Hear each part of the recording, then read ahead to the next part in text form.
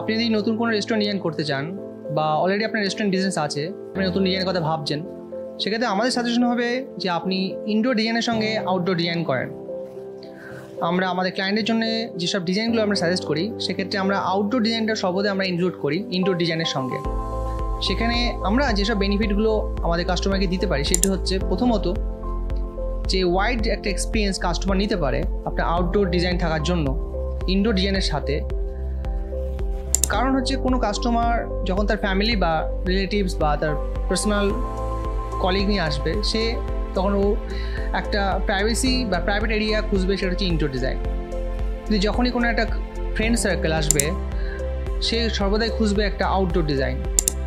এবং আউটডোর পরিবেশটা সর্বদা তাদেরকে কী করবে, টাইম স্পেন্ড করতে এবং একটা ফ্রেশনেস জিনিসটাকে ওরা উপলব্ধি করবে ওই আউটডোর ডিজাইন থাকাকালীন। দ্বিতীয়ত, আপনি মনে রাখবেন আপনার যে ক্যাপাসিটি ওটা দ্বিগুণ হয়ে যাবে। সর্বদাই কী হয়, দু ধরনের কাস্টমার একটা রেস্টুরেন্টে আসে, একটা হচ্ছে লাইট খাবার খেতে, একজন হেভি খাবার খেতে। হেভি খাবার যারা খায় তারা সর্বদাই কী হয়, ইনডোর প্লেস যেখানে এসি আছে সেসব জায়গায় বেশি পছন্দ করে। কিন্তু যারা লাইট খাবার খায়, চা কফি স্ন্যাক্স, সেক্ষেত্রে তারা কি আউটডোর জিনিসটা বেশি পছন্দ করে। এবার কী হয়, আপনারা অবশ্যই জানেন যে ইনডোরে যে হেভি ফুডটা আছে সেটার কোয়ান্টিটি কতটা পরিমাণ বিক্রি হচ্ছে, এবং আউটডোর যেটা স্ন্যাক্স চা কফি বিক্রি হচ্ছে তার কোয়ান্টিটি কতটা বিক্রি হচ্ছে। সেক্ষেত্রে বিজনেসের রেশিওটা, প্রফিট রেশিওটা ইকুয়াল হয়ে যায়। সেক্ষেত্রে আপনারা এই অপরচুনিটি কেন ছাড়বেন?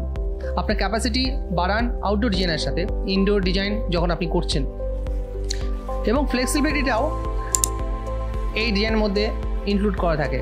কারণ আপনি জানেন, যখন আপনার সার্ভিস এরিয়া একটা ইনডোরের সঙ্গে আউটডোর অ্যাড হচ্ছে, সেখানে প্যাসেজ ওয়েগুলো ক্লিন থাকছে, এবং যে কোনো দুটো টেবিল সেট আপের মধ্যে গ্যাপ রাখা যথেষ্ট পরিমাণ রাখা যাচ্ছে, যেখানে দুটো টেবিলের ফ্যামিলির সঙ্গে কোনো প্রাইভেসি যেন কোনো ডিস্টার্ব না হয়।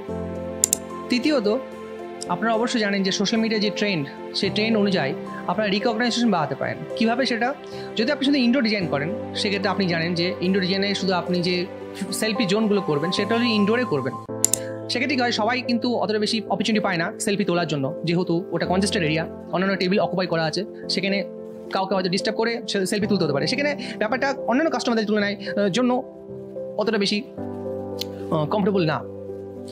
সেক্ষেত্রে যদি আপনি আউটডোর ডিজাইনটা করেন, আউটডোরে আপনি সেলফি জোন একাধিক করতে পারেন।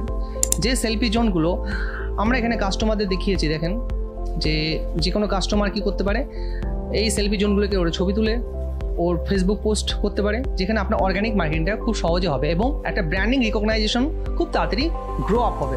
এবার কী হয়, আপনারা অবশ্যই জানেন যে ইনডোরে যে হেভি ফুডটা আছে সেটার কোয়ান্টিটি কতটা পরিমাণ বিক্রি হচ্ছে, এবং আউটডোর যেটা স্ন্যাক্স চা কফি বিক্রি হচ্ছে তার কোয়ান্টিটি কতটা বিক্রি হচ্ছে, আপনারা এই সিম্পল একটা ডিজাইন অ্যাড করার জন্য।